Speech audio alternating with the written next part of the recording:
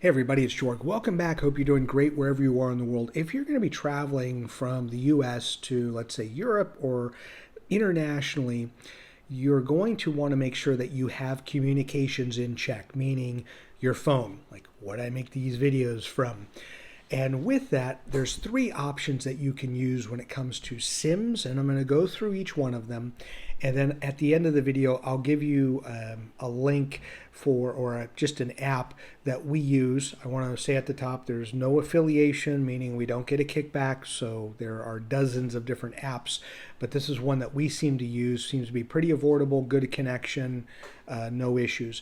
But first things first, if you're going to be going on a trip internationally, contact your phone carrier to find out, A, do you have international coverage? And if so, what countries, what's the cost? Is it phone? Is it data, text only? What are the parameters? And if you don't have coverage, ask your carrier, call them and say, hey, I'm going to be spending 10 days in France. What would it cost if I were to have cell coverage there? Do you have an international plan, and what would it look like? What are the options? So the first thing is you already have a cell phone. Call the carrier and find out what options you already have or can buy for international service. So that's the one way to go if you want to. The second way, number two, is to buy a SIM card when you get to the new country. So when you land in London or Paris or Rome, wherever it may be, that you go to a store in the airport, because they'll all be selling them, or outside when you get to the hotel. There's usually little markets or stores in towns and touristy areas that sell SIM cards with a certain amount of minutes or data that you can use. So the second way is to be able to, if you're not looking to use an international plan with your current carrier, maybe it's too expensive, you can research and buy a card just to use while you're traveling, and then swap that out when you're back on the plane flying back to the US. Number three, the third thing that you could look at is an eSIM, and it's becoming more popular. And I'm going to give you the name, and I'll put the app link in the description for Red T Go. It sounds like Ready Go, but it's Red T Go. And this is one of the apps. Again, we don't make anything. If a million people click this, we're not getting anything from this, so just be upfront.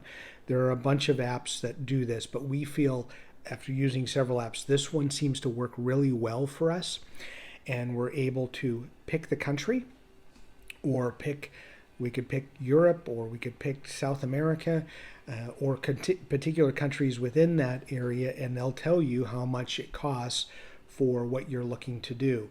And you can always top up or buy more data or minutes if you run out of gigs and you run out of space, if you will, if you're taking too many photos, or if you're on the phone too much, or if you're using GPS. And that's really, when you're traveling internationally, it's amazing over the last 10 years, 15 years, how less rental cars have GPS in them, or less rental car companies are even selling that as an option.